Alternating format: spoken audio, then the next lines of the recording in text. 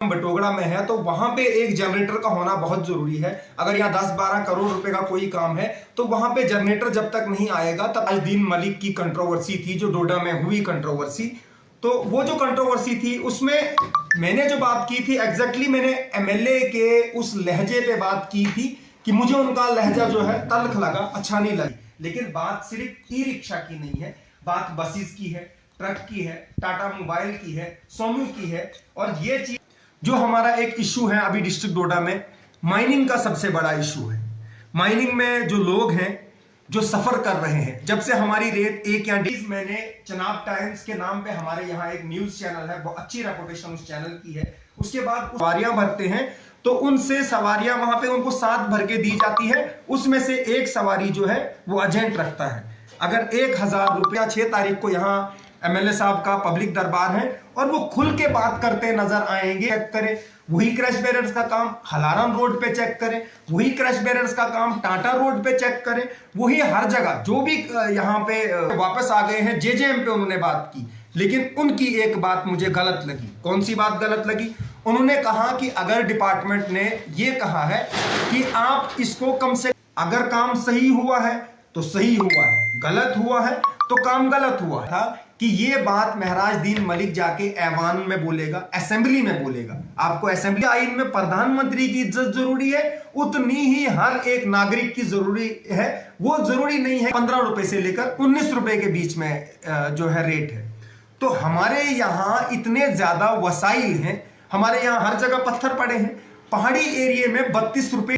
मोहसिन का दुश्मन भी अगर अच्छा काम करता है तो मोहसिन कभी नहीं कतराएगा उसको सही बोलने के लिए। मोहसिन का दोस्त अगर बुरा काम करता है तो मोहसिन कभी ये नहीं बोलेगा कि ये काम तूने अच्छा किया। तो 3 या 4 महीने का फ्री राशन दिया जाए जितने भी लोग ये सफर हुए। और उनको उनके खादिम मोहसिन जमाल का प्यार भरा सलाम और आदाब। मैं आपको एक चीज कहूं, अभी फिलहाल 2 या 3 चीजें जो मेरे एरिया में प्रॉब्लम्स हैं, फिलहाल मैं उनको हाईलाइट करता हूं तो उसके बाद मैं आपको मेन इशू पे लेके आता हूं। अभी हमारा इलेक्ट्रिसिटी का मसला है। जो ट्रांसफार्मर है वार्ड नंबर 6 टाटा में, जो ट्रांसफार्मर है वो लगभग 10 या 15 दिन से ब्रेक डाउन है, खराब हुआ है। बर्फ से पहले वो ट्रांसफार्मर जला है। तो मेरी एक बार पीडीडी डिपार्टमेंट से गुजारिश रहेगी, तहसीलदार साहब कहरा से, एसडीएम से और डीसी साहब से गुजारिश रहेगी कि आप डिपार्टमेंट को जल्दी बता के वहां के लोगों को ट्रांसफार्मर दिया जाए। ये बहुत जरूरी चीज है। उसके बाद दूसरा जो हमारा मेन मसला है, आज हमारे जो एरियाज हैं तो वो सारे हिली एरियाज हैं, पूरी पाइपें जम गई हैं। तो फिलहाल लोगों को एग्जैक्टली पीने का पानी नहीं मिल रहा है। बहुत से जगह लोगों के पास एक अल्टरनेट सोर्स है कि वो हीटिंग सिस्टम से वो लकड़ी जलाकर जो बर्फ है उसको पिघला के जो है वो पानी का वहां से बंदोबस्त कर लेते हैं। लेकिन मैं एक चीज में नोटिस में लाना चाहूंगा, एडमिनिस्ट्रेशन हो या हमारे चुने हुए नुमाइंदे हों, चाहे वो एमएलए डोडा के हों महराजुद्दीन मलिक, तो उनकी नोटिस में एक चीज लाऊंगा कि जो हमारा लिफ्ट सिस्टम बटोगड़ा में है तो वहां पे एक जनरेटर का होना बहुत जरूरी है। अगर यहाँ 10-12 करोड़ रुपए का कोई काम है तो वहां पे जनरेटर जब तक नहीं आएगा तब तक जो हमारे इश्यूज हैं वहां इलेक्ट्रिसिटी के वो खत्म नहीं होंगे। क्योंकि आज की डेट में वोल्टेज इतनी ज्यादा कम है और इलेक्ट्रिसिटी का कंजप्शन जो है वो बहुत ज्यादा है। तो वहां पे अगर जनरेटर आ जाता है तो कम से कम 6 या 7 हैबिटेशंस को पानी का जो इशू है वो सॉल्व हो जाएगा। उसके बाद आपको मेन चीज पे लेके आता हूं, जिस चीज के लिए मैं अभी लाइव आया हूं। तो जो कंट्रैक्टर और महराजुद्दीन मलिक की कंट्रोवर्सी थी, जो डोडा में हुई कंट्रोवर्सी, तो वो जो कंट्रोवर्सी थी उसमें मैंने जो बात की थी एग्जैक्टली मैंने एमएलए के उस लहजे पे बात की थी कि मुझे उनका लहजा जो है तल्ख लगा, अच्छा नहीं लगा। ठेकेदार ने क्या बोला था, वो ठेकेदार थे, उनको पब्लिक ने नहीं बनाया है। वो एक ठेकेदार हैं, वो अपने प्रॉपर्टी बेसिस पे उन्होंने टेंडर लिया, उन्होंने चाहे उन्होंने उसमें बोली लगाई, सबसे ज्यादा लगाई तो उनको टेंडर मिला। मैं ठेकेदार के हित में नहीं हूं। यहाँ पे अगर महराजुद्दीन मलिक ने आवाज उठाई है तो मैं महराजुद्दीन मलिक के ही हित में था। जो उन्होंने आवाज उठाई, अच्छी आवाज उठाई। लेकिन बात सिर्फ ई रिक्शा की नहीं है, बात बसेस की है, ट्रक की है, टाटा मोबाइल की है, सोनू की है। और ये चीज मैंने चनाब टाइम्स के नाम पे हमारे यहाँ एक न्यूज चैनल है, बहुत अच्छी रेपुटेशन उस चैनल की है। उसके बाद उसमें एक काम करने वाले जर्नलिस्ट जिनका नाम राजा शकील है, उनके पेज पे भी एक खबर पड़ी है। जून 6 2024 को ठाठरी पुल पे धरना एक था ड्राइवरों का। मैं जम्मू से आ रहा था तो उनका यह मकसद था, हमें एग्जैक्ट पार्किंग नहीं बताई जाती है, हमसे जो है एजेंट पैसा भी लेते हैं। उसके बाद बाज तर जो मसाइल थे, हर जगह जो एजेंट है वो कमीशन भी ले रहे हैं, एजेंट कमीशन ले रहे हैं। हमारे यहाँ के बच्चे जो हैं जम्मू, जब वो सवारियां भरते हैं तो उनसे सवारियां वहां पे उनको 7 भर के दी जाती है, उसमें से एक सवारी जो है वो एजेंट रखता है। अगर 1000 रुपए या 800 रुपए एक एजेंट एक गाड़ी का लेता है तो दिन में कितनी गाड़ियां उसने, किसी भी जो ठेकेदार है उसने म्युनिसिपैलिटी खरीदी नहीं हुई है। तो मैंने उस वक्त भी यही बात की थी कि अगर ये छोटी गाड़ी का, अगर ई रिक्शा का 15 रुपए है तो सोमो का ज्यादा से ज्यादा 20 या 25 रुपए एक दिन का है, उतने में मेंटेनेंस हो जाएगी। वैसे भी म्युनिसिपैलिटीज का कोई भी जो काम है वो ग्राउंड लेवल पे अच्छी तरीके से नहीं हुआ, हम उसके खिलाफ हैं। अभी हम देखो, एज अ सियासतदान में बात नहीं कर रहा हूं, एज अ सोशल एक्टिविस्ट बात कर रहा हूं। तो मैं चाहता हूं मेरा माशरा बेहतर बने, चाहे उसके लिए भाजपा काम करे, चाहे उसके लिए पीडीपी काम करे, चाहे उसके लिए नेशनल कॉन्फ्रेंस काम करे, चाहे उसके लिए जो अभी आम आदमी के विधायक है महराज मलिक साहब वो काम करे, कोई भी काम करे, लेकिन आवाम को उस चीज का बेनिफिट होना चाहिए। और जो बात है वो क्लियर है, यहां सिर्फ 3 ई रिक्शा वालों की बात नहीं थी, और लोगों ने उस मसले को जो है समझा कि शायद मोहसिन और महराज दीन मलिक जो है इनकी आपस में दुश्मनी है। मैं 1000 वीडियो में बोल चुका हूं, मेरे भाई बड़े हैं वो, मैं उनकी बहुत इज्जत करता हूं। हाँ, जहां पे हमारी राजनीतिक सोच नहीं मिलती है, जहां हमारे विचार नहीं मिलते हैं, मैं अपोज में जाऊंगा। जहां वो अच्छा काम करेंगे मैं उस काम को अप्रिशिएट करूंगा। मैं क्या, हजारों लोग उस काम को अप्रिशिएट करेंगे। उन्होंने क्रैश बैरियर्स का काम किया, अच्छा काम किया, तो यही मेरी उम्मीद है उनसे कि वो जाके वो क्रैश बैरियर्स का काम कंसू के रोड पे चेक करें, वही क्रैश बैरियर्स का काम हलारन रोड पे चेक करें, वही क्रैश बैरियर्स का काम टाटा रोड पे चेक करें, वही हर जगह जो भी यहाँ पे गुंदो से लेके जो हमारा एरिया आता है, डोडा एंड तक हमारा एरिया, अकरमाबाद तक एरिया आता है, हर जगह ये काम चेक होना चाहिए। और साथ में लायो में एक महराज दीन साहब ने एक जेजेएम पे बोला, बहुत दिनों बाद बोला, बहुत खुशी की बात है। सबसे पहले आवाम को मुबारकबाद कि एमएलए साहब जो है फिर से उस जो इलेक्शन में उनका एक तर्ज था उस तर्ज पे वापस आ गए हैं, जेजेएम पे उन्होंने बात की। लेकिन उनकी एक बात मुझे गलत लगी। कौन सी बात गलत लगी? उन्होंने कहा कि अगर डिपार्टमेंट ने ये कहा है कि आप इसको कम से कम 2.5 या 2.5 फीट आप इसको जमीन के नीचे पाइप को लेके जाएं, लेकिन महराज दीन मलिक साहब उनको ये कह रहे हैं कि आप 5 या 6 इंच भी अगर इसको दबाएंगे तो सही है। वो सही नहीं है। अगर टेंडरिंग में 2 फुट है तो 2 फुट ही दबाना है, क्योंकि 6 इंच गलत है। टाटा है, द्रमन है, अभी जो हमारा जोड़ा का एरिया है, कंसू का एरिया है, सारा हिली एरिया है। जो 5 इंच पे पाइप होगी वो जम जाएगी, जो 2 फुट पे पाइप होगी आप उस पर एक्सपेरिमेंट कर लीजिए, 2 फुट की पाइप में जो है वो बिल्कुल भी वहां पे कोरा नहीं लगेगा। और यहाँ पे सुनने में आ रहा है 4 या 5 या 6 तारीख को यहाँ एमएलए साहब का पब्लिक दरबार है और वो खुल के बात करते नजर आएंगे, खुल के बात नजर करके आएंगे वो कि जेजेएम पे वो बात करेंगे ये स्कैम है, नहीं है। यहाँ के तहसीलदार साहब को भी बोलेंगे, ठाठरी के एसडीएम साहब को भी और डीसी साहब को भी एक लेटर दे के ये कहेंगे वो कि मैं ये लेटर निकालता हूं, इस पे इंक्वायरी होनी चाहिए। अगर काम सही हुआ है तो सही हुआ है, गलत हुआ है तो काम गलत हुआ है। हम वही बात कर रहे थे, हम सही को सही और गलत को गलत। और बहुत सारे लोग, मेरे भाई लोग लिख रहे थे शायद इसकी दुकान बंद हुई। ये सिर्फ आप लोग नहीं, ये एमएलए महराज दीन मलिक साहब भी जानते हैं कि मोहसिन के नाम पे कोई क्रशर नहीं है, कोई अड्डा नहीं है, कोई दूसरी चीज नहीं है। मोहसिन रेत नहीं कहीं से चोरता है, मोहसिन चोरी नहीं करता है, मोहसिन दलाली नहीं करता है, किसी अफसर के, किसी नेता के गुण नहीं गाता उसके बाद अपना घर चलाता है, बल्कि मेहनत से रिस्क कमाकर अपना घर चलाता है। उसके बाद मैं एक इशू पे लेके आऊंगा। जो हमारा एक इशू है अभी डिस्ट्रिक्ट डोडा में, माइनिंग का सबसे बड़ा इशू है। माइनिंग में जो लोग हैं जो सफर कर रहे हैं, जब से हमारी रेत 1 या 1.5 साल से बंद है, कभी चल रही है कभी बंद हो रही है, लेकिन अभी जब से मंसूर साहब की और महराज साहब की कंट्रोवर्सी हुई उसके बाद जो है दोनों जो फरीक हैं वो तानाशाही पे है। चाहे मंसूर साहब की बात करूं चाहे महराज साहब की बात करूं, दोनों फरीक जो हैं वो तानाशाही पे हैं। लेकिन यहां पे मर कौन रहा है? सबसे पहले अगर किसी का नुकसान हो रहा है तो खच्चर वाले का हो रहा है। उसके बाद किसी का नुकसान हो रहा है जिसने बैंक से लोन लेकर सूद पे पैसे लेकर जिसने टिप्पर लिया हुआ है, उसका नुकसान हो रहा है। उसके बाद तीसरे नंबर पे किसी का नुकसान हो रहा है, वो टिप्पर ड्राइवर है जो उस टिप्पर से पैसे कमा के अपना घर चला रहा है। और चौथी कोई पार्टी है जिसका नुकसान हो रहा है, वो लोग हैं जो लोग लोडिंग करके अपना घर चला रहे हैं। 1-1.5 साल से ये लोग जो है बिल्कुल डिप्रेस्ड हैं और ये बड़े लोगों की राजनीति में ये लोग फंसे हुए हैं। उसके बाद महाराजुद्दीन साहब ने इस पे एक प्रोटेस्ट भी ठाठरी में हो रहा था, जहां पे ठाठरी में प्रोटेस्ट में खच्चर वालों को किसी को बात नहीं करने दी। अगर कहीं खच्चर वालों की बात होगी तो उनको बात करने देनी है, वहां मोहसिन ने बात नहीं करनी है। खच्चर वाला अपना दुख बोलेगा, जिसका टिप्पर है वो अपना दुख बोलेगा। वहां जो लोग सामने दिखाई दिए, एग्जैक्टली मैं भी वीडियो में 6, 7, 8, 10 लोग जितने भी वो फ्रंट लाइनर थे, उनमें से एक भी बंदा नहीं है जो खच्चर वाला हो। वो लोग भी खच्चर वालों को डरा धमकाकर उनसे कम रेट में अपनी गाड़ियां चलाने के लिए कम रेट में वो लोग जो है खच्चर वालों से रेट लेते हैं। मैं गुजारिश करना चाहूंगा, हमारे चेयरपर्सन होते हैं माइनिंग के डीसी साहब, उसके बाद मैं अपने एमएलए साहब महराज मलिक साहब से भी गुजारिश करता हूं कि आपने उस दिन लोगों से वादा किया था कि ये बात महराजुद्दीन मलिक जाके ऐवान में बोलेगा, असेंबली में बोलेगा। आपको असेंबली में 3 बार बोलने का मौका मिला, लेकिन इस चीज पे आपने बात नहीं की। बहुत अफसोस की बात है।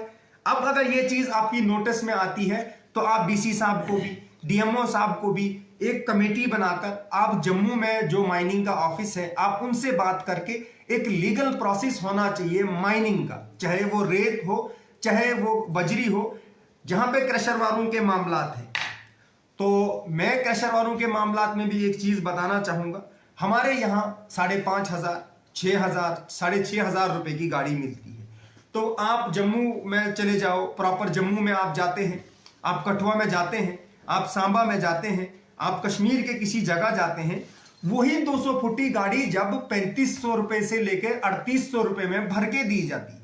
17 रुपए से लेकर 15 रुपए से लेकर 19 रुपए के बीच में रेट है। चाहे वो अगर रेत की बात करूं, चाहे मैं बात करूं एग्रीगेट की बात करूं, जितने भी हमारे ये ग्रेड्स आते हैं 100 mm तक, कम से कम 17-15 रुपए से लेकर 19 रुपए के बीच में जो है रेट है। तो हमारे यहाँ इतने ज्यादा वसाइल हैं, हमारे यहाँ हर जगह पत्थर पड़े हैं, पहाड़ी एरिया में 32 रुपए क्यों है? एक लीगल प्रोसेस से होना चाहिए और उनको माइनिंग के लिए कहीं सेफ जोन देने हैं। उसके बाद जो ई चलानिंग है वो बहुत जरूरी है। क्रशर वाले एक चालान थमा देते हैं हमारे किसी गाड़ी चालक के पास, जो हमारे ड्राइवर भाई हैं ज्यादा पढ़े लिखे नहीं है, उनको ई चलानिंग का एग्जैक्टली पता नहीं चलता है। बाद में पुलिस आती है तो वो ट्रांसपोर्टर की गाड़ी सीज करती है, बाद में माइनिंग वाले आते हैं वो ट्रांसपोर्टर की गाड़ी सीज करते हैं। जो क्रशर वाले हैं, तो क्रशर वालों को जब ई चलानिंग वो देंगे तो एक प्रोसेस बनेगा, उससे हमारी जो यूटी जम्मू और कश्मीर है, इसमें भी जो रेवेन्यू है वो भी अच्छा खासा इसमें माइनिंग में जनरेट होगा, और जो लोग होंगे उन तक जो चीज है वो बिल्कुल मुख्तसर दाम में उनके पास चीज पहुंच जाएगी। मैं तमाम बड़े अधिकारियों से, मैं तमाम बड़े विधायकों से हाथ जोड़ के विनती करता हूं कि आप अपनी कंट्रोवर्सी को खत्म करके जल्द अज जल्द कमेटी बना के इस पे काम कीजिए और इस सारे सिस्टम को लीगलाइज कीजिए, क्योंकि इसको लीगलाइज करना बहुत जरूरी है। और साथ में ये भी रिक्वेस्ट रहेगी, अगर हमें सुनने में आया है रामबन या बानिहाल से कोई ठेकेदार है जिनके नाम पे रेत का अलॉटमेंट है, अगर वो ठेकेदार काम नहीं करता है तो अथॉरिटीज के पास पावर है कि उसको नोटिस निकाल के ये बता सकते हैं कि अगर आप काम नहीं करना चाहते हैं, आपका टेंडर कैंसिल कर देते हैं, दोबारा एडवर्टाइज करके कोई नया ठेकेदार टेंडर लेगा, जो हमारे लोग होंगे वो सफर नहीं होंगे। बहुत से, मैं कहरा की बात करूं, जकियास की बात करूं, चिल्ली की बात करूं, ठाठरी की बात करूं, जितने भी हमारी ये तहसीलें, ब्लॉक जिनकी मैंने बात की, इनमें बहुत से ऐसे मकानात हैं जहां पर लोगों को अभी प्लास्टर करना बाकी रह गया है। 1-1 साल से मकान कंप्लीट है, रेत नहीं मिलती है, बहुत बड़ा बहरान है। ये छोटी बात नहीं है।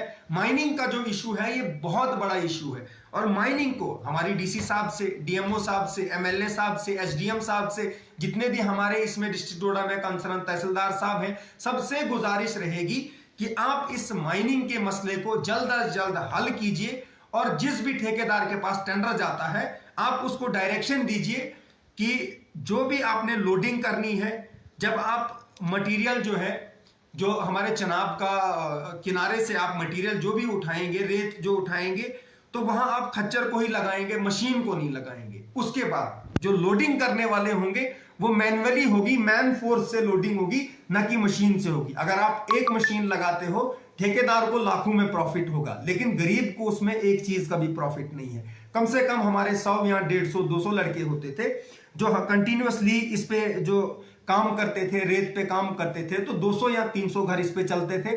वो घर बहुत ज्यादा इफेक्टेड है और मैं एमएलए साहब से गुजारिश करता हूं कि वो इस चीज को संसद, वो असेंबली में जाके इस चीज को उठाए, वो चीफ मिनिस्टर से बात करें। डीसी साहब से गुजारिश करता हूं कि वो एडमिनिस्ट्रेशन लेवल पे बात करें। और जितने लोग ये 7-8 महीने 1 साल से सफर हुए, जब हमारी ये माइनिंग बंद हुई, तो लीगल था, इलीगल था, ट्रांसपोर्टर को तो वहां पे बिल दिया जाता है और यहाँ के मैक्सिमम ड्राइवरों को ई चलानिंग का अभी तक फिलहाल उनको नॉलेज नहीं है, चाहे वो ट्रांसपोर्टर्स हों चाहे वो ड्राइवर्स हों, किसी को भी अभी ई चलानिंग का बेचारों को पता नहीं है। जब से टेंडरिंग में ये चीजें आने लगी कि जीएसटी होना चाहिए, उसके बाद ई चलानिंग का पता चला।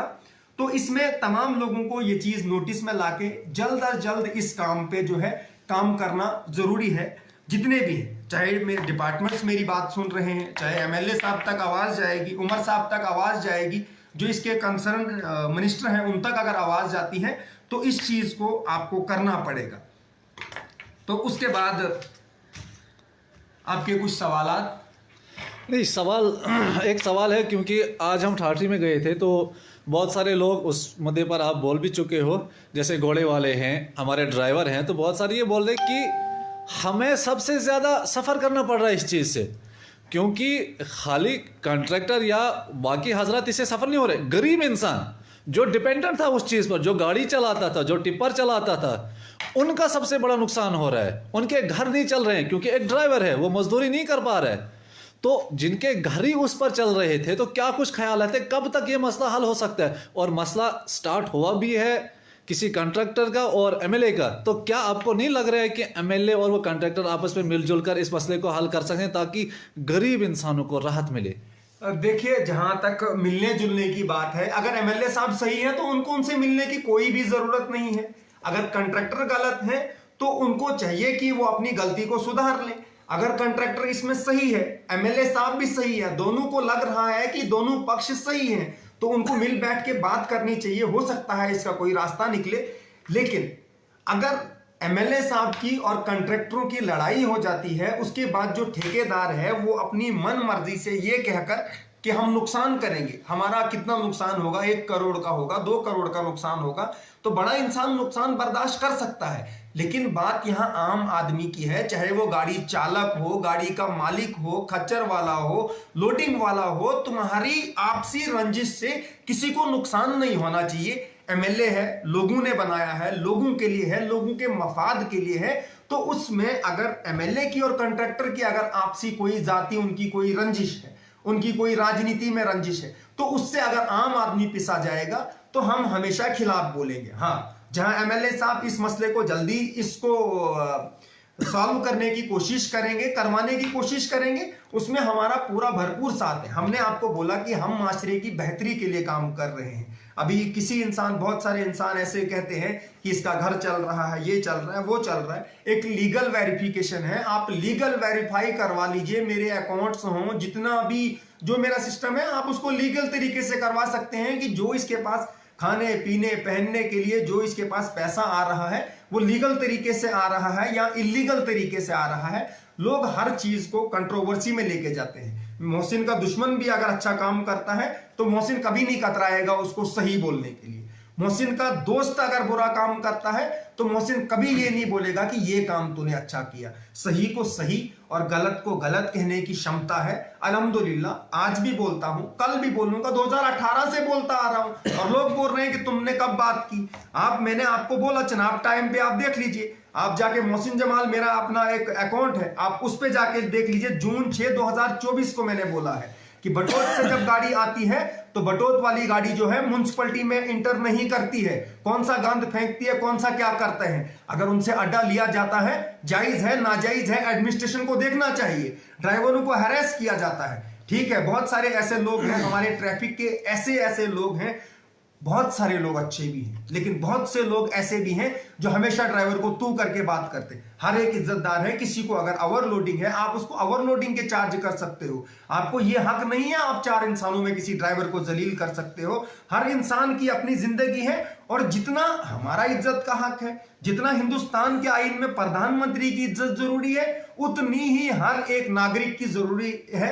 वो जरूरी नहीं है कि किसी की इज्जत तुम पैसे के एतबार से करो, ठेकेदारी एतबार से करो, विधायक के एतबार से करो, डीसी के एतबार से करो। इज्जत हर इंसान को देनी है। इंसान इज्जत देने के लिए बना है और इज्जत लेने के लिए बना है। इज्जत दोगे, जब कोई प्यार मोहब्बत से बात करेगा तो 100 रास्ते निकल आते हैं। तो इस मसले को प्यार मोहब्बत से भी सुलझाया जा सकता है। मोहसिन जमाल साहब, एक सवाल जाते जाते और उसका जवाब भी जानना चाहेंगे। एक ड्राइवर मिला था, उनका ये कहना था कि मैंने 40 लाख में गाड़ी निकाली है। उनकी बैंक किस्त है 50,000 के करीब करीब, और उनका ये बताना था कि जब मुयनी खुली थी, जब हमारा कारोबार चलता था, तो मैं 50,000 की किस्त आराम से दे पाता था। जब से ये फसाद शुरू हुआ है, ये कॉन्फ्लिक्ट शुरू हुआ है, तब से उनका घर भी नहीं चल पा रहा है। अब बैंक वाले ये बात तो समझेंगे नहीं कि क्या मसले आ रहे। तो कहीं ना कहीं मैं गुजारिश करना चाहूँगा या आपसे ये अपील करना चाहूँगा कि कैसे ये मुद्दा हल होता है। खाली एक ड्राइवर की बात नहीं है, किसी ड्राइवर ने 30 लाख में निकाली है, किसी ने 27 लाख में निकाली है, किसी ने 20 लाख में निकाली है, और काम इतना ठप हो चुका है कि बैंक किस्त नहीं निकल रही है। तो इसके रिलेटेड क्या कुछ अपील रहेगी, और मत बना अपील। देखो, इस बहरान को खत्म करने के लिए हमारे डिस्ट्रिक्ट में 3 बड़ी ताकतें हैं जो इस बहरान को अगर चाहें तो 5 दिन में ठीक कर सकते हैं, अगर चाहें तो 2 दिन में ठीक कर सकते हैं, अगर चाहें तो 10 दिन में ठीक कर सकते हैं, अगर ना चाहें तो सारी जिंदगी ठीक नहीं कर सकते हैं। सबसे पहले अगर डीसी साहब चाहें तो ये ठीक हो सकता है। एडमिनिस्ट्रेशन लेवल पे अगर डीसी साहब चाहें ये ठीक हो सकता है। अगर पब्लिक रिप्रेजेंटेटिव्स की बात करूं मैं, तो अभी फिलहाल एमएलएज हैं, एमएलए साहब चाहेंगे तो बिल्कुल वो इस चीज को ठीक कर सकते हैं, इस बात को बड़े पैमाने पे वो उठा सकते हैं। उसके बाद मैं बात करूं जो कंसर्न इसका एक डिपार्टमेंट है माइनिंग का, डिस्ट्रिक्ट माइनिंग अफसर जो है डीएमओ है डोडा के, वो भी इस मसले को हल कर सकते हैं। क्योंकि मैंने आपको पहले ही बोला, जो बड़े लोग होते हैं वो लाख रुपए का भी बर्दाश्त कर सकते हैं, वो 2 लाख का भी कर सकते हैं, करोड़ का भी कर सकते हैं, 10 करोड़ का भी कर सकते हैं, लेकिन जो गरीब लोग हैं वो नहीं कर सकते हैं। ऐसे ऐसे ट्रांसपोर्टर हमारे यहाँ है जो लोग हैं, बहुत से बच्चे ऐसे हैं जिन्होंने पीजी की हुई है, बहुत से बच्चे ऐसे हैं जिन्होंने इंजीनियरिंग की हुई है, बहुत सारे लोग जिन्होंने गाड़ियां कईयों ने मुमकिन स्कीम में लाई, कईयों ने कैसे बैंक का पूरा फाइनेंस है उन लोगों पे। अभी फिलहाल वो लोग इस मारामारी की वजह से वो लोग डिप्रेशन में है। कम से कम 10 या 20% तबका जो है हमारा जो है क्रशर से चलता है, हमारा जो है रेत से चलता है। इस तमाम सर्कल खच्चर वाले हैं हमारे माशरे के हैं, लोडिंग करने वाले हैं हमारे माशरे के हैं, ट्रांसपोर्टर है हमारे माशरे के। जब ये तीनों लोगों के पास पैसे होंगे तो डेवलपमेंट होगी, चीजों की खरीदारी होगी, बाकी लोगों के बिजनेस भी चलेंगे। जब ये 6 या 7 महीने से ये लोग ठप हैं तो ये लोग बिल्कुल भी जो है डिप्रेशन में है। और मैं तमाम लोगों से गुजारिश करूंगा, एमएलए से भी, डीसी साहब से भी, उसके बाद डीएमओ से भी मैं गुजारिश करूंगा कि इस बात को आप लेके जाइए, और जो ये लोग सफर हुए 6-7 महीने से कम इनको 3 या 4 महीने